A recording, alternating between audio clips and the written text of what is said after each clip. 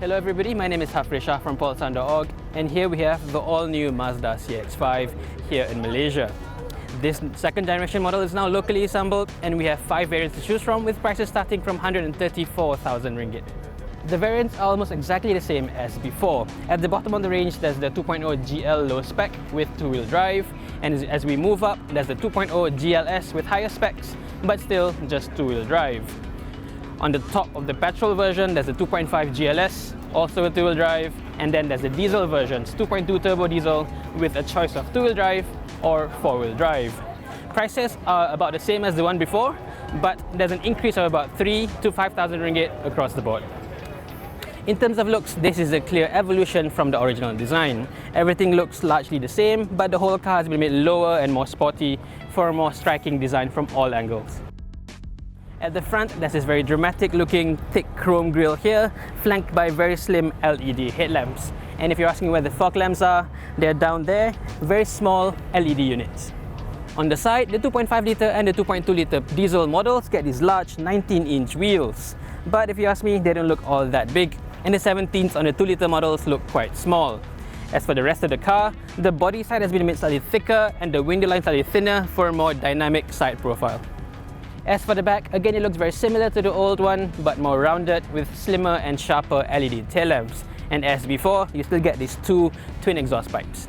Another big change in terms of appearance is the color options. We can finally get this very nice soul red crystal option for the locally assembled CX-5, and on top of that, there's also machine grey and pearl white. But these are all very premium colors, and it has to pay extra for them for about 2,000 ringgit more than the standard models. The engine lineup may be the same as before, but they all carry slight improvements over the old model. The petrol in particular gets a higher compression ratio, up from 13:1 to 14:1.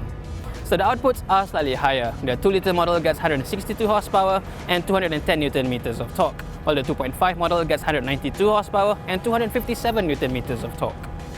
As for the diesel, numbers stay the same as before, 173 horsepower and 420 Newton meters of torque. But Mazda claims they made the engine even quieter than before, which is crucial for diesel engines. As for the transmission, all models get the same 6-speed auto. While the exterior is a mild evolution over the old one, the interior is all new, and it looks and feels absolutely fantastic.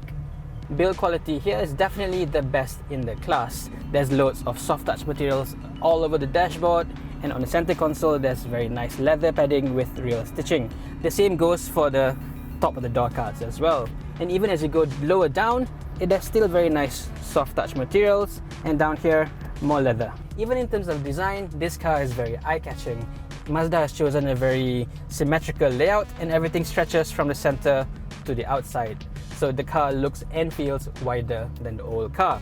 And the center console here has been pushed up slightly to better fit the SUV nature of this model. The equipment list varies depending on the model that you choose, but all models will get the 7-inch touchscreen over here, as well as a rotary command dial down here. You also get cruise control and a dual zone climate control across the board. The more expensive variants add on leather seats, powered driver's seat, and a color screen in the instrument cluster. But as for the meters themselves, they are still using analog dials, unlike the more advanced digital meter clusters in some of its rivals. As for safety, this car gets 6 airbags and ESC across the board, and that's a very good thing. As you move up into the GLS models, you add on front autonomous emergency braking. If you choose the range-topping diesel models, you also get rearward AEB as well as lane keeping assist. It's not quite the full Honda Sensing suite rival, however, because you do lose out on adaptive cruise control. But at the same time, lower models get access to autonomous emergency braking, which to me is more crucial. As for rear legroom, it's slightly better than before, but as you can see, it's still not that great and nowhere close to the Honda CR-V. Headroom is great, however, and the quality back here is really good, matching the one in front. You also get twin rear aircon vents. This car's practicality is further hampered by a very large center tunnel and a rear bench that's clearly designed for 2 rather than 3. As for the boot, you get 442 litres of space, which is decent, slightly bigger than the old car, but still significantly smaller than most of its rivals, especially the Honda CR-V. One cool feature is the smart tonneau cover, and for more load space, you can fold the rear seats down with a 40-20-40 split. Underneath the boot floor is the space-saver spare tyre. So that's about it for a short walk-around video of the all-new Mazda CX-5 in Malaysia. This car is claimed to be more dynamic than before, while also being quieter and more comfortable. So we'll wait for the full review to see how this car compares against the Honda CR-V. In the meantime, let us know what you think of the way it looks, its price and its specs. This is me, Hafreshah from polsan.org. Thank you for watching.